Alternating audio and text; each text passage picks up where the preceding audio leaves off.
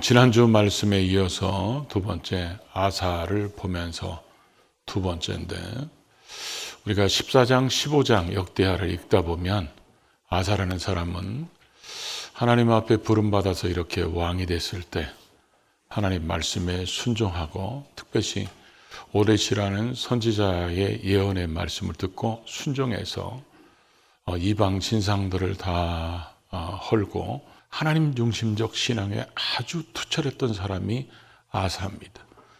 그래서 유다 백성들이 아사의 하나님이 아사와 함께 하심을 보고 많은 사람들이 여호와께로 돌아오게 됐다, 이렇게 성경에 기록할 정도입니다. 그런 아사가 100만 대군이 쳐들어왔을 때 기도해서 하나님의 능력으로 승리하게 되고, 하나님께서 그 승리한 아사에게 사방을 하나님께서 평안케 하셔가지고 그 평안한 시간이 10여 년 동안 계속 이어지게 됩니다. 근데 이 평안한 시간에 도대체 뭔 일이 있었길래 16장에 가서는 아사를 보면 어떤 생각이 드냐면, 이 사람이 그 사람이야? 14장, 15장에 나오는 아사야, 16장에 나오는 아사는 다른 사람이야. 이렇게 너무 다른 사람의 모습으로 나타나게 됩니다. 도대체 이 아사에게는 무슨 일이 있었길래 이런 모습이 됐을까? 그 모습으로 한번 말씀을 나누고자 하는데, 첫째로 우리가 생각해 볼 수 있는 것이, 하나님을 의지하는 사람도 사람을 의지하는 사람으로 얼마든지 바뀌어지고 변질될 수 있다는 것을 성경은 보여주고 있다는 것이죠.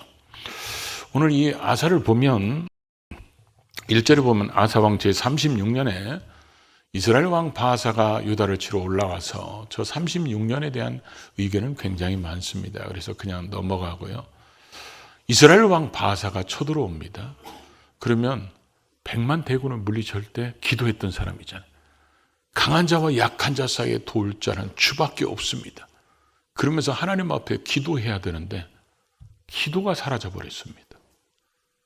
기도가 사라지고 오히려 저 문제를 어떻게 해결할까 이러면서 인간적인 방법을 씁니다. 이 아사가 쓴 방법이 뭐냐면, 지금 이스라엘 왕 바사와 아람 왕 베나다는 이미 조약을 맺고 있었어요.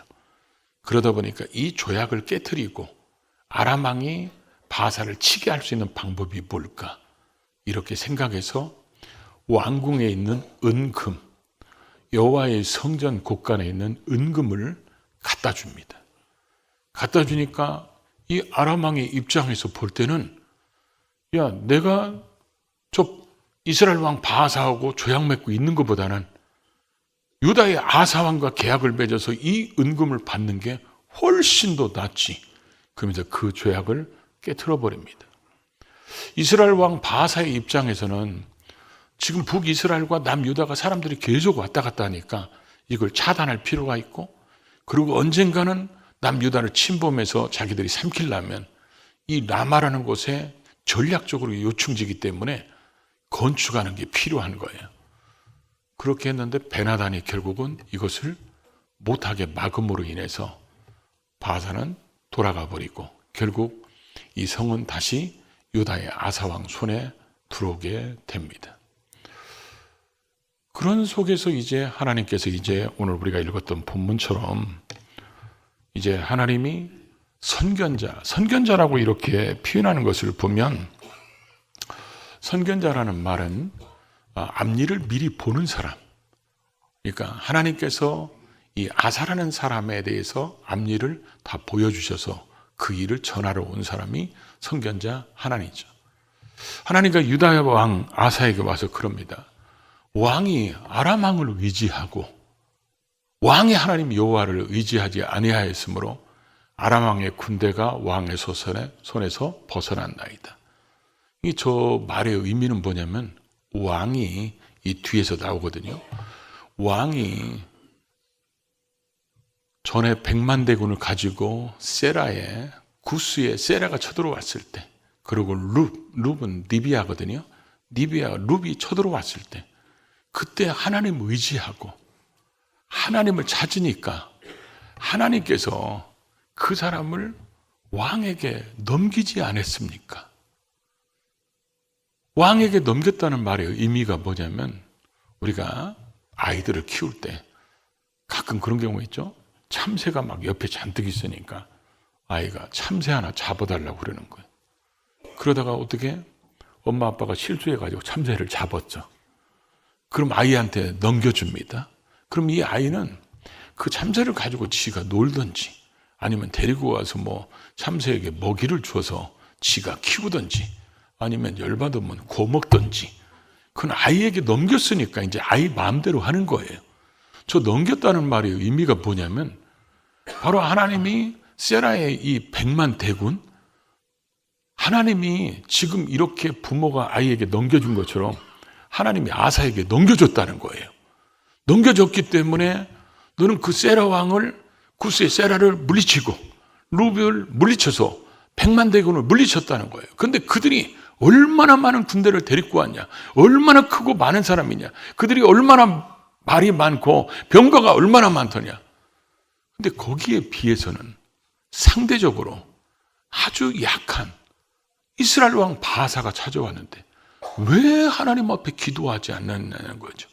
그러니까 하나님 앞에 기도했으면 이스라엘 왕 바사도 물리쳤고 또 아람 왕 베나단도 다 하나님이 너한테 이기게 만들으셨을 텐데 왜 그렇게 하나님을 의지하지 않고 아람 왕을 의지해가지고 내 손에서 벗어나서 너는 이후에는 전쟁이 일어나게 될 거다.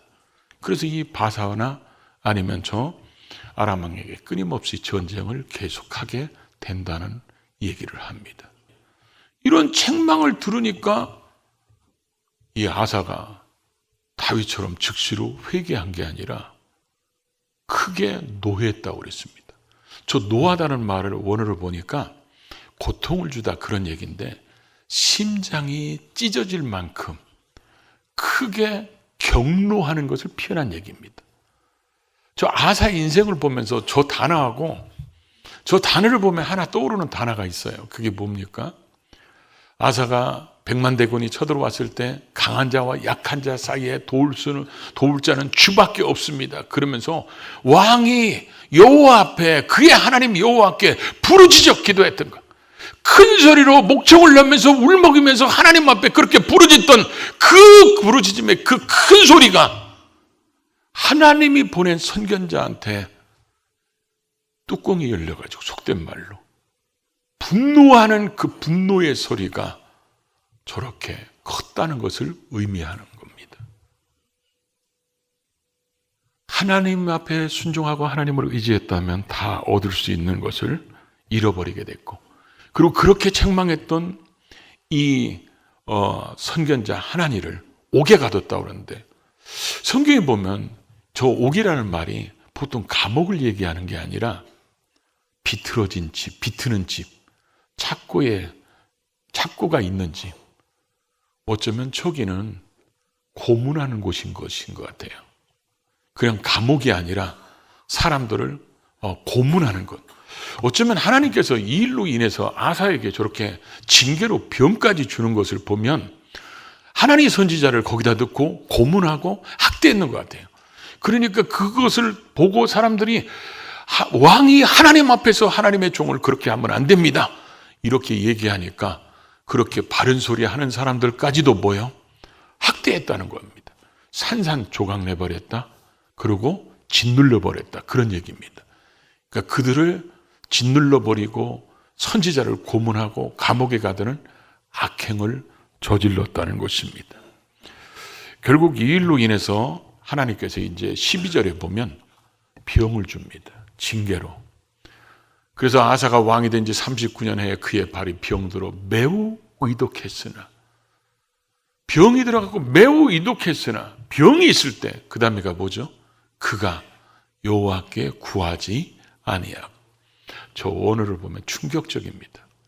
여호와께 매우 의독한 상태에서 여호와께 한 번도 기도하지 않았다는 겁니다.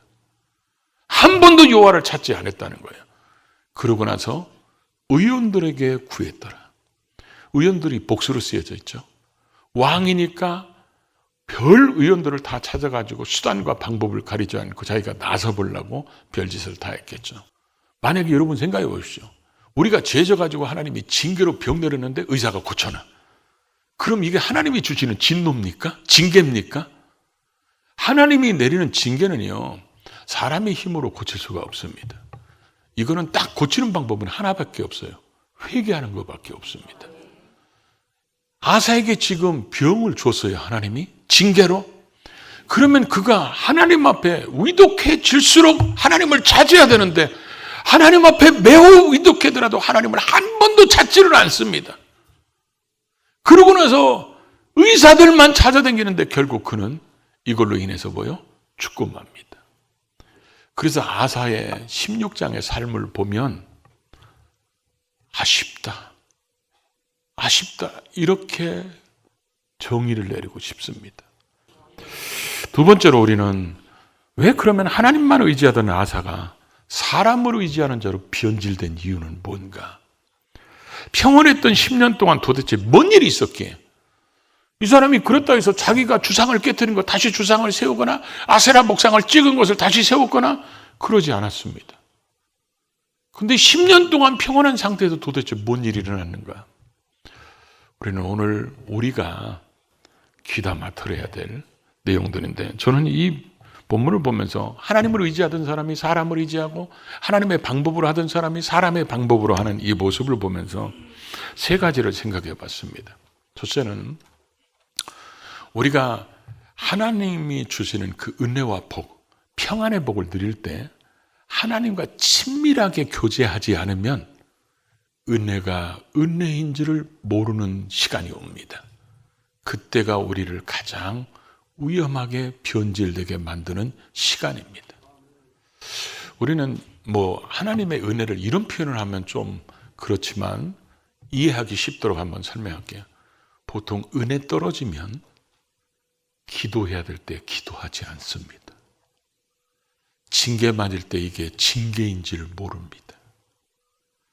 우리가 문제가 터져서 기도할 수 있다는 것은 하나님의 은혜가 지금 우리 가운데 머물고 있다는 것입니다. 하나님은 우리가 평온한 상태에서 늘 하나님과 친밀한 관계를 유지하도록 만들기를 원하시는데, 그렇지 않을 때 하나님이 가끔 문제를 보내서라도 그 문제 때문에 엎드리게 하고 그것 때문에 하나님과 더 친밀해지게 만들기를 원하셔서 그 평온한 상태, 그 복을 누리는 상태가 계속되기를 하나님이 원하시는데, 때로는 우리에게 어떤 문제가 오면요 빨리 엎드려야 됩니다. 왜 그러냐? 감기 왔을 때 엎드리면 중병을 막을 수도 있고, 100만 원 잃어버렸을 때 엎드리면 전 재산을 잃어버린 걸 막을 수 있는데, 우리는 은혜가 떨어지면 기도가 사라지기 시작합니다. 징계는 안 맞는 게 제일 좋습니다. 징계는 안 맞는 게 제일 좋지만, 징계 맞았을 때 이게 징계인 줄 아는 사람들은 아직 하나님의 은혜가 그 위에 머물러 있기 때문에 그렇습니다. 근데 그 은혜가 떨어지면 이게 징계가 징계인 줄 모릅니다. 그래서 더 마음이 강팍해지기 시작합니다. 하나님께서 우리가 하나님 앞에서 살아갈 때 평안한 것이 은혜인 것을 더 알고, 이 평안한 상태가 복을 누리는 것이 은혜인 줄 알고 이 복의 시간이 계속되도록 만들어야지, 그렇지 않으면 은혜가 은혜인 줄을 둔감해지기 시작하면 그때부터 우리는 하나님 앞에 신앙이 변질되기 시작한다는 거죠. 두 번째로는 내가 이제는 뭔가를 할 수 있다고 생각할 때가 가장 위험한 시간입니다. 내가 하나님 앞에서 뭔가를 할 수 있다고 생각할 그때가 기도가 사라지게 하는 시간이고, 하나님 앞에 내가 뭔가를 할 수 있다고 생각할 때가 그때가 하나님 의존적 신앙이 사람을 의지하는 사람으로 바뀌어버리게 됩니다. 아사 왕이 이스라엘 왕 바하사가 쳐들어왔을 때, 저 자식이 지금 아람 왕하고 조약을 맺었는데 저 조약을 깨뜨려서 아람 왕이 공격하게 하면 이거 뇌물 갖다 주면 되겠다, 이런 생각이 들었을지라도 자기 동족이 쳐들어온 것이기 때문에 하나님 앞에 기도해서 물어봐야 되는데 기도하지 않고 뇌물을 갖다 줍니다. 그러고 나서 이제 이 15장에 보면 왜 성전에 있는 은금을 가져다 줬을까? 그러죠? 여러분, 왕이 왕궁에 있는 돈을 갖다가 한다면 이해가 되는데, 왜 성전에 있는 은금은 제사장들이 관리해야 되는데 자기가 갖다 줘? 그리고 왜 그런 마음이 생겼을까? 우리가 성경을 이렇게 쭉 읽다 보면 15장에 보면요, 이 같은 본문의 열왕기상에도 보면 뭐라고 써 있냐면 성전에 있는 은금을 다 갖다 줘버립니다. 왕궁에 있는 것도 다 갖다 줘버리고, 그리고 이 역대하 15장에 보면 왜 이런 마음이 생겼을까 보면요, 평안한 시기에 이 아사왕이 자기 아버지가 하나님께 구별해 놓는 거, 자기가 하나님 앞에 구별해 놓는 거, 은금을 하나님께 드리고 은금으로 드린 그릇을 하나님께 드립니다. 근데 여러분, 이게 드렸으면 우리는 본래 다 주신 것이 다 하나님의 것이지만 그걸 구별해서 하나님께 드렸으면 그 다음부터는 이게 내 거예요? 하나님 거예요? 성전 지금 곳간에 있으면 이건 내가 관리해서는 안 되잖아요. 내가 손대면 안 되잖아요. 근데 지금 아사는 어떤 생각이 드냐면 이게 은혜가 떨어지니까 내가 된 거 내 거라고 생각이 됩니다. 그래서 하나님 성전에 있는 것까지 지금 뇌물로 다 갖다 줬습니다. 이런 모습이 악한 모습을 보여준 거예요. 그랬을 때 하나님께서, 하나님에 대한 이 두려움은 우리가 하나님과의 관계 속에서 하나님 우리에게 주시는 어떤 평안함 때문에 사방의 어떤 두려움을 이겨나가고 사는 것은 복이지만, 하나님 앞에 불순종하거나 하나님 앞에 죄를 짓는데도 두려움이 없다, 이건 굉장히 매맞을 징조입니다. 지금 아사가 지금 그런 모습이었잖아요. 그런 모습이었는데 그때 하나님께서 선견자 하나니를 보냈을 때 이 아사는 분노합니다. 분노해가지고 결국은 뭐요? 나병이 걸려가지고 비참한 삶을 살아가게 되는 거죠. 주의 종이 권면할 때 그 말을 하나님의 음성으로 들었으면 얼마나 좋았을까요? 근데 그 하나님의 말씀으로 들지 않고 이런 생각이 들어요. 너만 기름 부어 세웠냐 하나님이?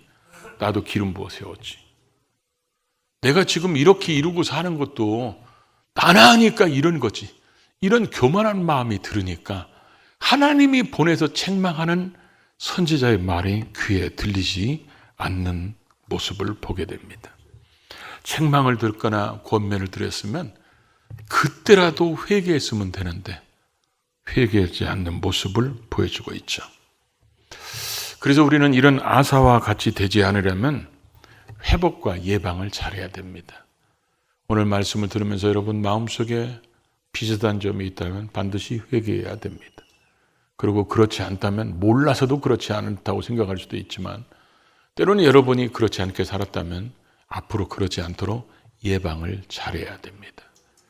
그러려면 하나님과의 관계는 전진은 있어도 퇴보는 없어야 합니다. 히브리서에 그러죠. 우리는 뒤로 물러가 멸망할 자가 아니라는 것입니다.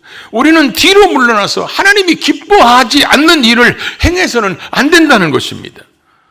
우리가 하나님이 주시는 그 복의 상태, 평안의 상태를 유지하는 것은 저는 세 가지 예를 들어볼게요. 하나는 시소 같습니다. 아이들 놀이터에 가면 시소 있죠? 이 시소는 한쪽이 무거운 것이 타면 그쪽으로 갑자기 기울어집니다.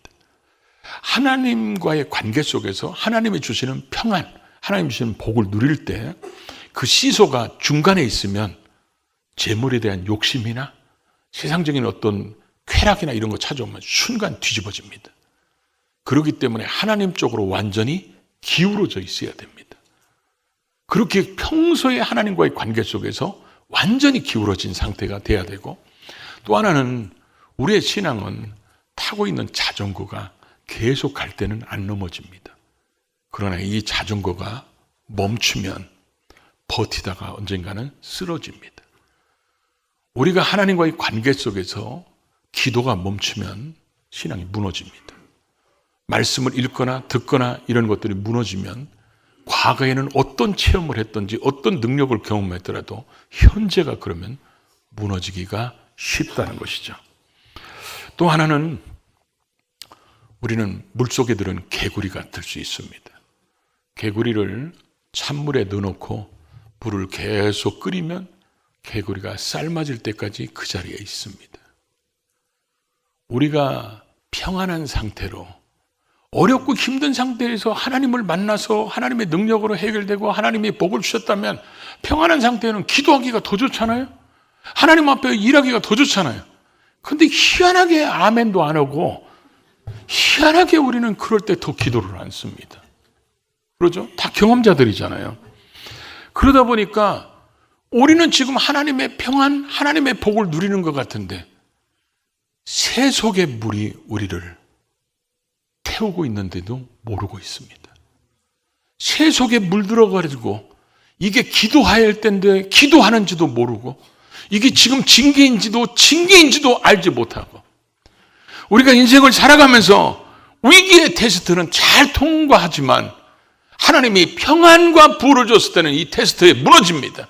빈곤의 테스트는 잘 통과하는 사람들이 부의 테스트에 서슴없이 무너져버리는 것이 성경에 많이 기록하고 있습니다. 우리가 질병 때문에 하나님을 의지하고 하나님을 찾던 그런 질병의 테스트는 잘 이기면서 건강으로 하나님이 우리에게 만들어주면 그 건강의 테스트에서는 무너지는 일들이 많다는 거죠. 그래서 우리가 기본기를 잘 갖춰야 돼요. 우리의 체력을 유지하기 위해서는 기초 체력을 길러야 되잖아요. 그런 것처럼 영적인 기초 체력가 늘 튼튼하도록 만들어 가야 됩니다. 그래서 우리가 늘 기도해야 돼요. 우리가 항상 기도가 삶이 되지 않고 기도가 여러분 삶 속에 점점 사라지면 이게 지금 빨간등이 들어온 거거든요. 그런데도 불구하고 기도를 잃어버리거나 때로는 우리가 말씀을 읽을 때, 말씀을 배울 때, 말씀을 먹을 때 이때 이 말씀이 우리에게 생명의 양식이 되고 신령한 양식이 되고 젖과 꿀이 돼야 되고 그러잖아요. 하나님의 말씀이 꿀송이처럼 달아야 되는데 여러분 어떤 분이 이런 글을 써놨더라고요. 여러분 보약 한 번 먹었어요? 몸에 좋잖아요. 2번 먹었어요? 참 몸에 좋습니다. 3번, 4번, 10번을 먹었어요. 몸이 으쓱으쓱 힘이 납니다. 그러다가 독약 한 번 먹었어요. 한 방에 끝나버립니다. 우리는요, 하나님 앞에서 잘 골라서 먹어야 됩니다. 하나님이 주시는 신령한 양식을 제대로 먹지 않으면 한 방에 무너져 버릴 수 있습니다. 그렇기 때문에 우리는 그렇고, 그 다음에 책망, 권면을 잘 들어야 됩니다. 요즘에는 교회에서 권징이 사라졌다고 얘기합니다. 목사님들도 책망의 설교를 잘 안 씁니다. 왜냐하면 성도가 떠나갈까 봐. 교회 안 나올까 봐. 때로는 책망의 소리를 들을 줄도 알고 쓴소리도 들을 줄 알아야 그게 우리 자신을 돌아보게 되는 거거든요. 특별히 우리 안에 계신 성령님이 양심을 통해서 우리에게 탄식하실 때 우리에게 그거 죄다, 그거 하면 안 돼, 이렇게 성령님이 우리에게 말씀하실 때 그걸 무시하거나 거절하거나 그러면 우리의 마음이 자꾸 강박해집니다. 그리고 하나님이 우리에게 말씀하셔도 들리지가 않습니다. 깨닫지를 못합니다. 그래서 우리는 늘 점검해야 됩니다. 이 건물을 하나 유지하는데도 엘리베이터 늘 점검하죠. 전기도 늘 점검하죠. 그러죠. 소방, 화재도 늘 점검합니다. 그런 것처럼 우리의 신앙이 제대로 잘 작동되고 있는지 늘 점검해야 돼. 그래서 우리는 이 아사를 보면서 우리의 인생이 하나님을 찾으니까 하나님이 주시는 평안을 누리는 삶은 될지언정 그게 은혜가 은혜인 줄을 모르고 살아서 하나님 앞에 아쉬움을 남기는 인생이 되지 않도록 언제나 깨어 있어서 하나님의 뜻을 이루며 살아가는 우리 모두가 될 수 있기를 주의 이름으로 축복합니다.